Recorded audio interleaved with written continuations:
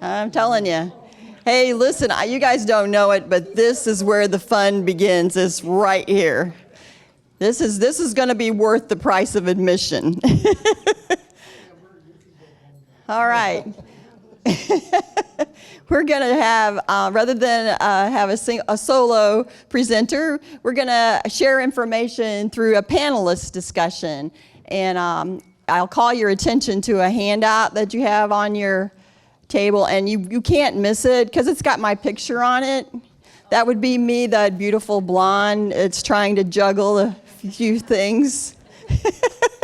And that is our topic today. We're going to be talking about a place that I think most of you as small business owners have either been, or you might be like myself in the thick of that right now. And it's that place when you're a business owner and you started that business and you figured out that there's a few things you got to do to be that business owner, and a few balls that you have to keep in the air, which can be very challenging. And so we're going to talk about, when you get to that place, we're going to get some wonderful insight from my panelists, my experts here on my panel, as to how we might, take on that challenge. So before we begin with the questions, and you guys will be able to follow along with the questions, I'd like to allow my panel to introduce themselves. So, sorry, Will, but ladies first. Oh my.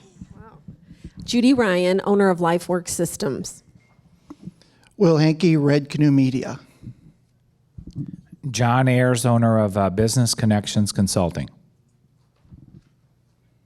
As you can see, I have a wonderful mind trust here of people that are going to be able to share with us their insights. So we're going to start with, go figure, question number 1. We're going to ask the panel, what is or was the tipping point that you decided, that you needed to seek help, to seek out some kind of resources that you were, like myself, had all these balls in the air. What was that tipping point for you when you decided I really need to think about, getting some help in some manner or form?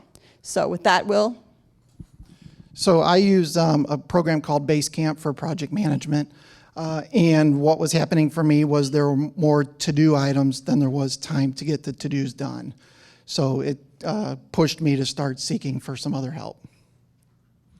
And for me, I am driven by purpose and vision. And so my vision, if I find myself avoiding my vision, it means that there's something not working in it. So if I take a closer look at my vision and I see where I'm not succeeding, then I want to start getting outside help so that I can make sure that I stay on track.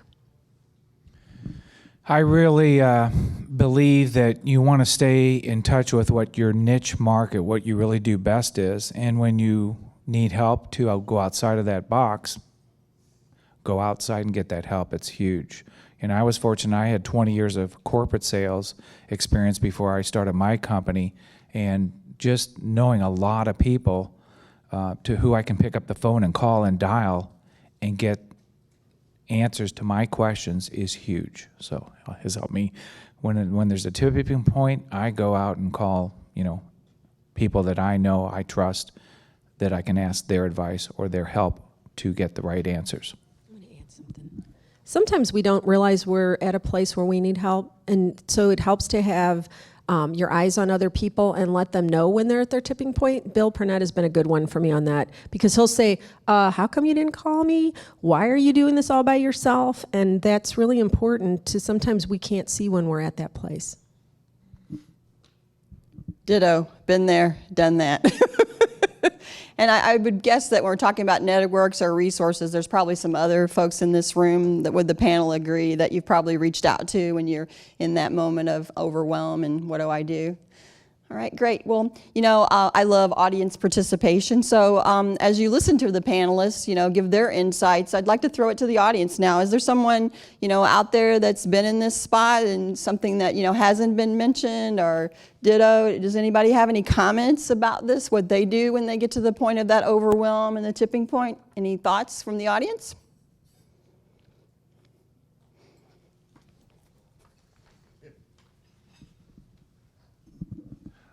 Really one of the things I like to do is avoid getting to that point. So one of the things that's been really helpful is that I've had the good fortune to become a part of a mastermind group of 5-6 people most of whom are in the room here today, that we meet once a month and we get a chance to explore in greater detail the challenges we're facing, the things we want to accomplish, what obstacles we see, how we might overcome them, and just general advice. And having that on a monthly basis, it doesn't allow it to build up to the point where you feel desperate or overwhelmed because we're moving forward on a consistent basis.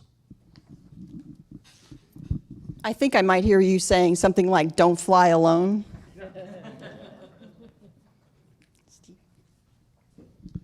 Yeah, this is just really a different angle on what Dale just shared. But I think sometimes there are different kinds of things that can overwhelm us. One is the number of things that we have to do, like Will mentioned. Well, there's more to do than I have time for. And I think what might even be more important to that is what I call the circus of priorities. So at any given time, you could be taking advantage of several opportunities or trying to solve several different problems, and they tend to kind of whirl inside of our head, and it becomes this kind of merry-go-round or this circus of priorities.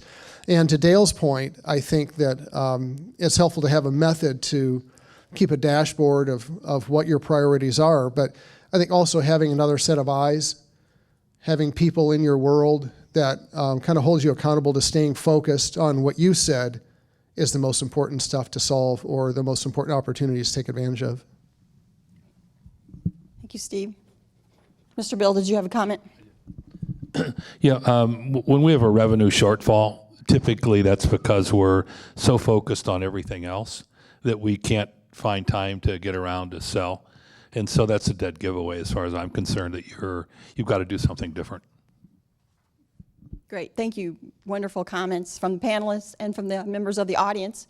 And so the second question we're going to take a look at goes back to this idea of our title, which is getting the right resources on the bus. That when we finally do decide we've got to do something, we want to make sure that we choose the right resource or the right people. So I'll ask the panelists, what is your selection process to tackle this problem and to determine what's the what or perhaps the who. And, we always, as entrepreneurs, oftentimes in our decision making, we have to consider our budget too, whether or not we have the resources to be able to actually hire. So, panelists? So I start by looking and see which kids I have available to do work. I also use internships.com. We've started using that to find some help. And, of course, looking inside your own network to find out who in the world knows how to do whatever it is you need done. I think that what I do in trying to determine what I need is I look at it from a couple of different angles, sort of a little bit like what Steve Smart was saying, that it could be just staying focused, it could be making sales happen, making sure that the revenue is there, but I also like to look for coaches and support that help me to understand what are the psychological reasons that I'm stuck or paralyzed or not able to move forward, and that has been extremely helpful to me as well. So it's kind of a combination, where do I need the skills help? Where do I need the personal responsibility help? Where do I need, some practical things too? So I think I am very targeted in what I do with telemarketing. And I've got a great example of a story just happened 1 week ago. I had a client that I had been to networking meetings and met them, and they contacted me because they had a client of theirs that had a trade show list they went to last year. It just had the name of the company and the person's name, had no phone number or email address. And the advertising company that contacted me, they wanted that email to do an email blast for the upcoming trade show. So they called me and said, "John, can you help us out?" I go, "Yes, I can. Let me get back to you." So do a quick call to a couple of my contacts. One of the companies that I call for, the guy is the trade show specialist. That's what he does. He's been in the trade show world 15 plus years. So I contacted him, told him, "Here's what I need." He goes, "John, I can help you do that." I go, "Great. Send me a cost what you could do for this list of about between 500 to 800 names." He did. I contacted back to my client, said, "We can get that done." and here's a price. Let me know what you want to do. He contacted me later the next day. Bang, we went forward with it. Finished it a day early, and so it also has potential for me to get calling on the list coming up. So it was a win-win situation. So always know your list of people that you can contact. And I think it's important when people contact you for something, do everything you can to be a solution, whether you put together the action to get the piece resolved or can put them in touch with the right person that can get it done right. But my guy came through with flying colors. He not only got the email and phone number, he got a LinkedIn address too for them. So they were thrilled. I'd also like to mention, internships.com has, you can get some kids that are trying to finish out their college careers, and they have to have so many hours of internship in, so you can not pay them or pay them a fair sum and get some good work done that way. Probably the only bad side is that they're just trying to get their stuff done, so they're not terribly motivated in some cases to do things that related to your business. Great stuff from the panel, and John, I loved your story. I love real life examples where what we talk about actually we're able to put into motion. So again, audience, any thoughts, any comments as to what you've heard on this question? Okay, love audience participation. Go, Richard. I heard a lot of what you do, but my question is, how do you do it? There's been no list of qualifications or interview, or what is your process when you're looking at, because we're all salespeople, and they'll come in and say, well, I can do this for you, and I can do the greatest job ever. So how do you break them down to find out which one is the right one for you? Who would like to take that question?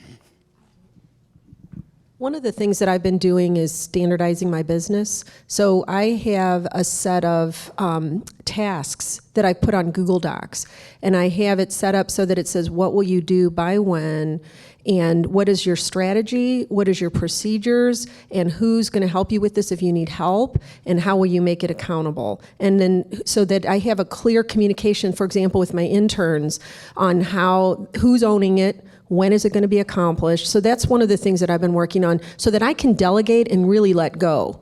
Another thing that I do for myself is I try to get really clear on my vision and what are the results that I have specifically listed in my vision. If it's a certain amount of sales, like right now I'm working on sales, and Bill has been helping me to get real clear about what it is to win a day, to win a week, to win a month. So there are processes available. I think that you probably do want to start with somebody that's already thinking process-minded, and there's a lot of people in this room that are. Anyone else have a comment? Yes. Yes. If I could add to that comment. Sure. Steve, we got to get another magic wand. Thank you. Yeah, one of the things that really helps me a lot is I have a psychographic profile of my ideal customer, one that's based on the values and behaviors and characteristics of my ideal customer. And what I find is that they're equally valuable when I'm looking at potential vendor relationships, coaches, consultants, or whatever source I need. If they possess those same values, things go a whole lot more better than they would otherwise. Great. Tom's been very patient over here with me. I think as entrepreneurs, we have a tendency to believe incorrectly that we have to do everything ourselves, and that step forward to delegating is emotionally a very difficult thing. And then what happens is we delegate without having systems and methodology in place. Judy's point was really, really important. We've tried off and on for years and failed to bring interns in and delegate and and hand things off. And we only succeeded at it when we began to systematize the business in everything we do. And only those things where we have a very clear set of systems and methods and procedures, only those things have succeeded when we hand them off. because they're repeatable, they're teachable, they're trackable. Yeah, and so my suggestion to all of you is before you go to these great resources that Will and others have suggested, invest the time and effort in putting the systems in place in your business, and then that will instruct you on which of these things make most sense for me to hand off. And you'll discover which things as you put those systems in place. Let me just add to that once you've done the systems and have them in place, and I'm learning this firsthand as we speak, that make sure that you budget enough time to get with the person you're working with to make sure that they have a full understanding and are following through. The tracking, I think, that Will talked about and the others is just as important as having the systems. Yeah, and to echo that, the old adage, you can you give a man a fish, you feed him for a day, you teach a man to fish, you feed him for life.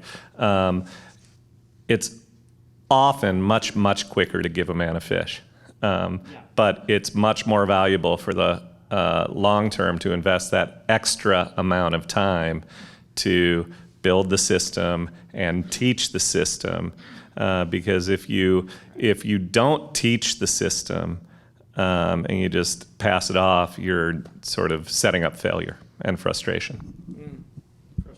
All right, wonderful comments. I'm sorry, I think I'm going to move on to my last question because the timekeeper has said that my time is running short, and I want to make sure that we finish.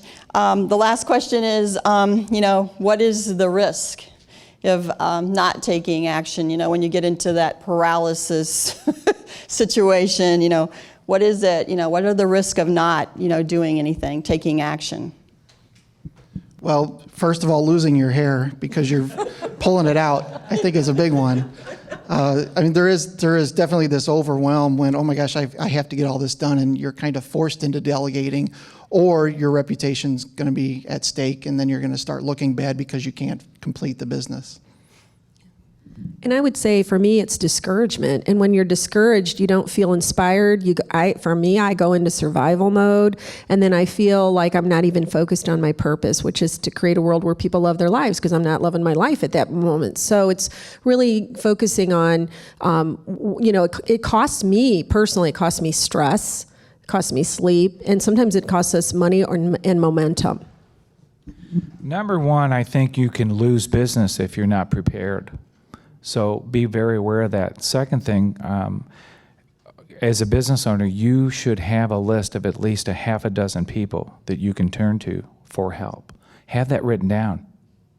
Go home tonight. If you don't have 6 people written down on a sheet at home that you can reach out to for, I need help with accounting, or I need some tax law help, some key figures, write those down and know the people. You can pick it up, that sheet of paper right by your desk, and call them and reach out for help. It's huge. Okay, the timekeeper says I have 1 minute. So who out there has got a burning comment about this question? No burning ones? Okay. Oh, Lori. Okay, Lori, come on. My greatest thing with the failure to move forward and do anything is you just create this cycle where you're just digging yourself in a deeper and deeper hole. And the deeper you get down into it, it's so much harder to move forward with hiring someone or reaching out and delegating to anyone, because the deeper you get into that hole, the less time you have to dedicate to doing that. So to take all this into consideration and reach out to trusted resources, a mastermind group or this group or whomever you have a business partner with that you can share and be talking about these things to move forward with this before you get to that complete overwhelm, because that hole just keeps getting deeper, and when you do nothing, it just continues to get worse. Thank you, Lori. I'm sorry, we're out of time. I want to thank my panelists. Let's give them a round of applause. So appreciate them. All right, and just to wrap up, what I heard was vision, how very important it is to have a vision as to where you're going. I heard a lot about processes. And then, I think more than anything I heard was, have a network of people. And the whole time that I'm thinking about this topic and hearing everybody's answers is, I know that E for E satisfies what we need. Our resources are within this organization and its organizer, Bill Purnett. So, the answers to all these questions lie right here. We have it here in E for E, everything that we need to become successful business owners and to grow that business to be even to a higher level, to be more successful. So with that, we'll end our panel discussion and we will take a short break.